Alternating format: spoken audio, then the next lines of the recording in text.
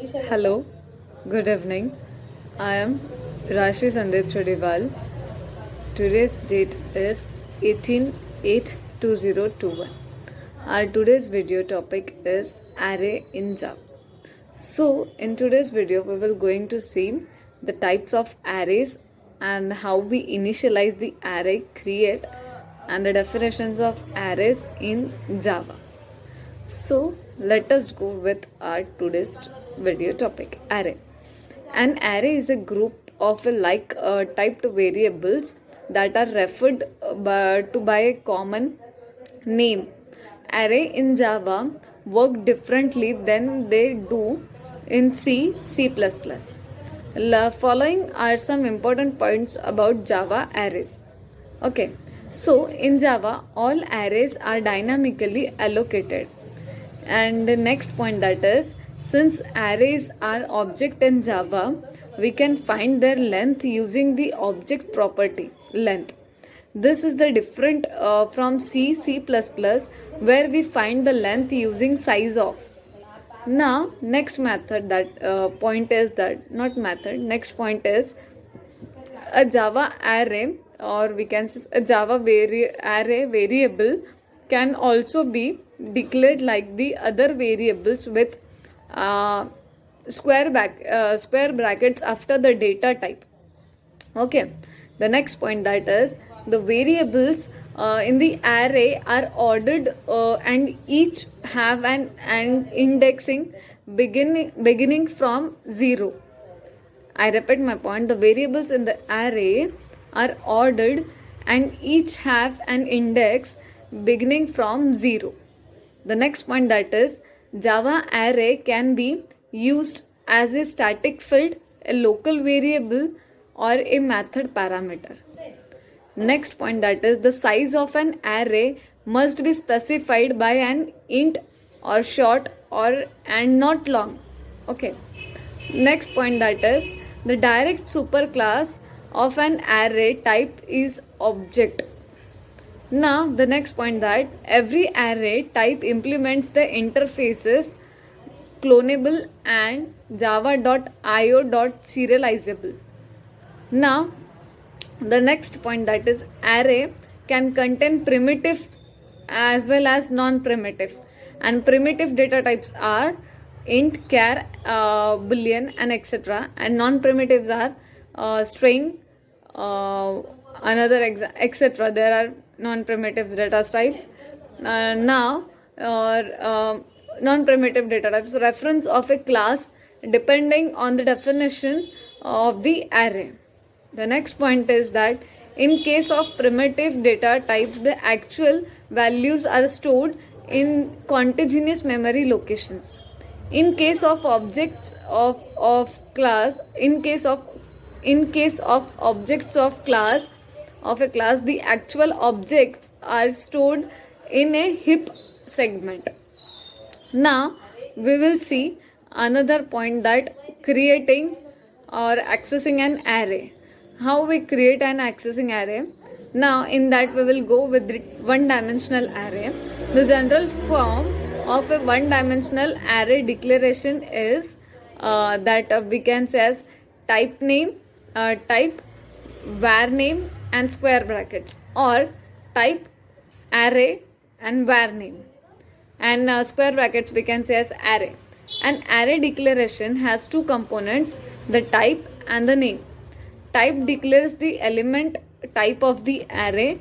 The element type determines the data type of each element that comprises the array. Like an array of integers, we can also create an array of other primitive data types like char, float, double, and etc. Or user-defined data types like objects of a class. Okay. And the next point, that is, thus the elements for the array determines what type of data the array will be hold. Now, we will go with the next point, that is, although the first declaration establishes the fact that int array is an array variable, no actual array exists. It merely tells the compiler that this array, or sorry, this variable, or we can say as int array, will hold an array of the integer type. To link int array with an actual physical array of integers, you must allocate one using new and assign it to int array. Now, instantiating an array in Java, that is when an array is declared, only a reference of an array is created. To actually create or give memory to array, you create an array like this. The general form of new, as it applies to one-dimensional arrays, appears as follows, and that is var name equals to new type, and in square brackets we have to mention a size. Here, type specifies the type of the data being allocated, size specifies the number of the elements in the array, and var name is the name of array variable that is linked to the array. Now, that is to use new allocate an array, you must specify the type and the number of elements to allocate.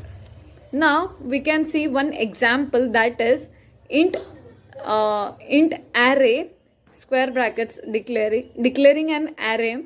In next line, int array equals to new int, and we have to allocate the memory to array, that is size 20, or we can say as int square brackets array, int array equals to new int in square brackets 20. Now in the above both statements that we have seen, now in this line we have to combining the both statements in one. Now next point, that is the elements in the array allocated by new will automatically be initialized to the 0, or for we can say as numeric types, false for boolean, or null for reference types. Refer default array values in Java. Now next point, that is obtaining an array is two steps process. First, you must declare a variable of the desired array type, and the second, you must allocate the memory that will hold the array using new and assign it to the array variable. Thus, in Java, all arrays are dynamically allocated. Now, the length of this array determines the length of the created array. There is no need to write the new int array part in the latest version of Java. Now we will see accessing Java array elements using for loop. How we will do that is, each element in the array is accessed by its index. The index begins with 0 and ends with the total array size -1. All the elements of an array can be accessed using Java for loop. Let us see an example accessing the element of the specified array. Okay, for that we have declared a for loop, in that int I equals to 0 and I is less than arr dot length and I plus plus. In that sysout we have written element at the index plus I plus array of I. Okay, so it will print out that by giving the for loop. Now an object is created just like an array or primitive data types items in the following way. Like we have given an student array, and we have reference variable, that is arr equals to new student. In square brackets we have mentioned size, that is 7, and we can tell student is a user defined class. Now the student array contains 7 memory spaces, each of size of the student class, in which the address of 7 student objects can be stored.